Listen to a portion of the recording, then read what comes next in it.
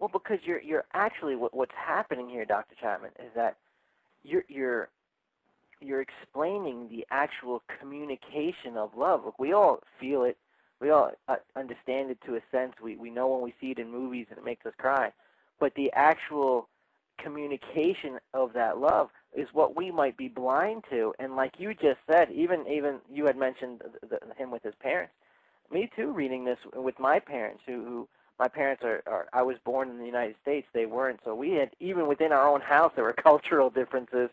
And I look at these 5 love languages, and I said, yeah, you know what? They showed me how they knew what their language was, and maybe it wasn't mine. And you're absolutely right, and I completely understand what that prisoner was saying.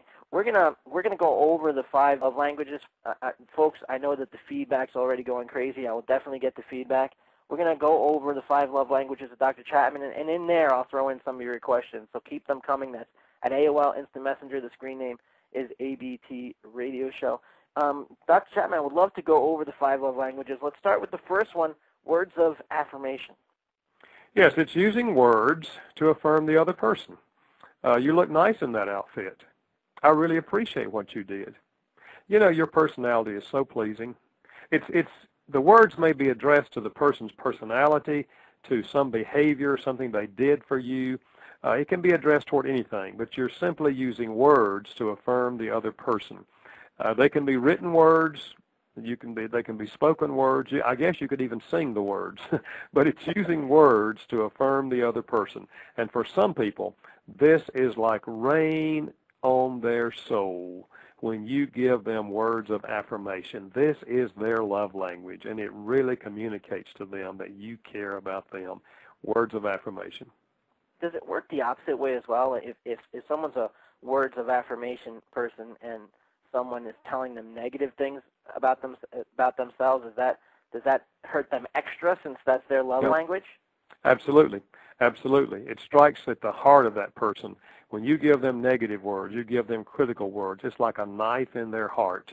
And that's why, you know, you yell and scream or give harsh words at someone, and they just fall apart, and you wonder, why do they do that? I mean, you should just let those words roll off their back, you know. Well, not that person, because that's their love language, and you're giving them the opposite of what makes them feel loved. You're making them feel like they're not worthy and they're not good and they're not, you know, going to accomplish anything in life. So that's why for parents this is so important, that you understand if you use a child's love language in a negative way, you're going to strike to the heart of that child's soul. So understanding the child's love language is really important when it comes to discipline of the child. You don't want to speak harshly to a child whose love language is words of affirmation. Well, that's interesting you bring up the child, because I'll take one feedback from Gerald Keene, Oakland, California. Dr. Chapman, thank you for saving my marriage with your book. How can I use this information to improve the relationship with my teenage daughter? Well, you know, it's a whole series of these books, as you know, Steve. One is the 5 love languages of children, and the other is the 5 love languages of teenagers. And in that book, it's written for parents on how to utilize the 5 love languages in communicating love to your teen. The teen is going through a lot of changes, emotionally, physically, socially. They're going through lots of changes, and their emotions are fluctuating up and down. And it's difficult because, you know, let's say even if you know their love language, if you know your teenage daughter's love language is words, for example, and in the morning, you know, you can give her kind words, positive words, and she just receives them, and you can see her smile.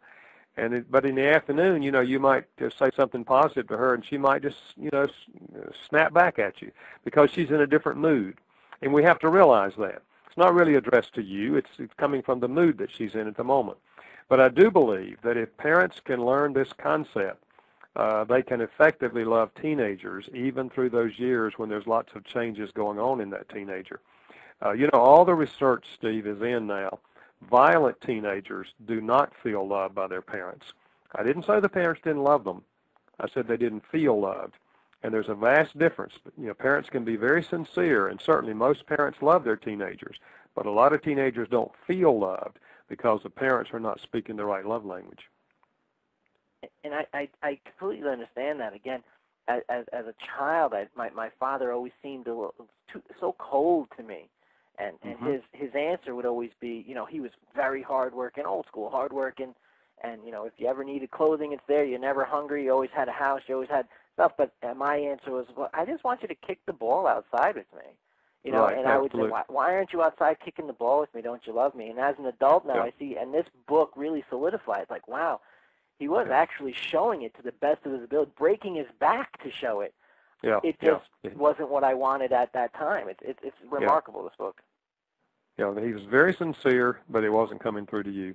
It's interesting that the book I wrote on the 5 love languages of children, we wrote it for parents, but what's been interesting is that a lot of public schools are now using that book in teacher workshops because teachers understand that if the child feels loved by the teacher, they're going to learn much better from that teacher.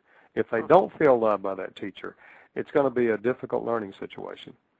So, whatever the relationship, if children feel loved, then things are going to be much better for them emotionally and intellectually.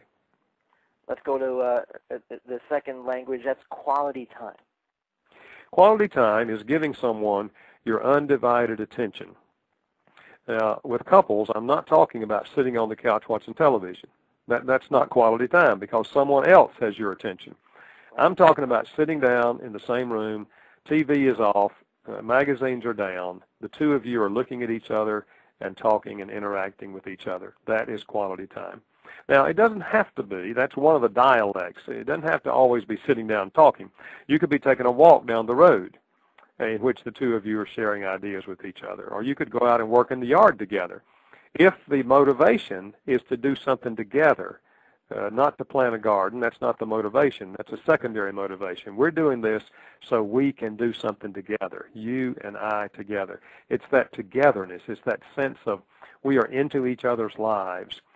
Quality time is giving them your undivided attention.